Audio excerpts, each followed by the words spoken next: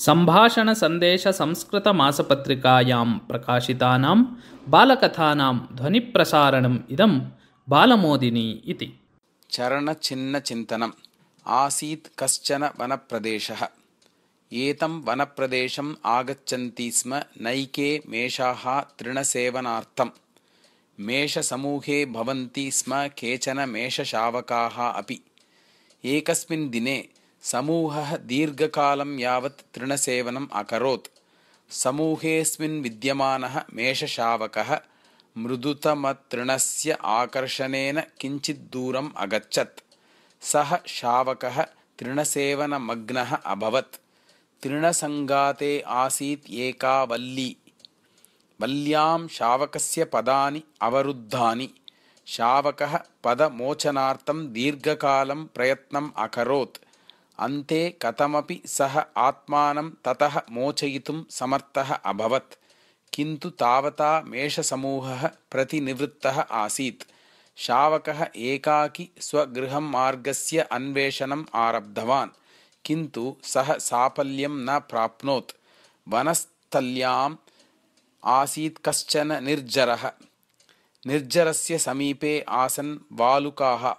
शावकः वालुकासु सुचारुणि पदचिह्नानि अपश्यत्। तानि पदचिह्नानि आसन् वनराजस्य सिंहस्य। शावकः किञ्चित् कालं तानि वनराजस्य पदचिह्नानि एकाग्रतया भक्त्या च अपश्यत्। तावता तत्र आगतः कश्चन जम्बूकः। जम्बूकः पृष्टवान्, रे मेषबालक, किं पश्यति भवान् एकाग्रचित्ततया इति। शावकः अवदत्, साक्षात् वनराजस्य पदचिह्नानि अवलोकयामि, तानि एव ध्यायामि, चिन्तयामि च। एतानि पदचिह्नानि महन्ति पवित्राणि च। मम ध्याने अवरोधं मा करोतु भवान् इति।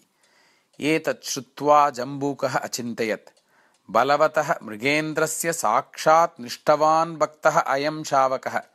एतेन सह मया सौजन्येन व्यवहरणीयम्, अन्यथा अहं वनराजस्य कोपस्य पात्रं भवेयम् इति।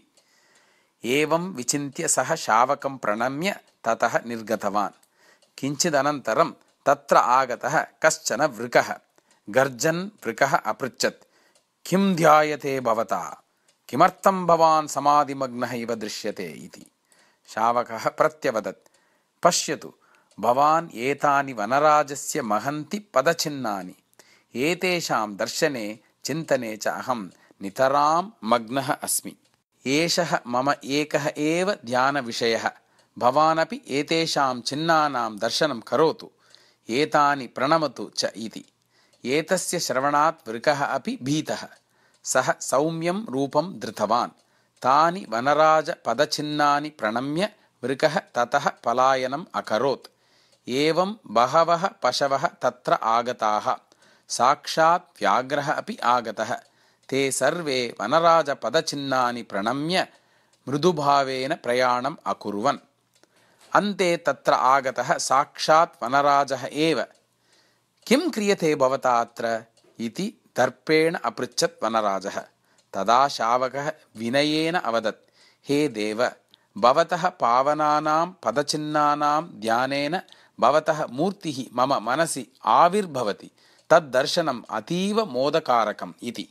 वनराजः मेषशावकस्य दृढं भक्तिभावं दृष्ट्वा सन्तुष्टः अभवत्। समीपे आसीत् वनस्थली। वनस्थलीं गन्तुम् उद्युक्तः आसीत् एकः गजः।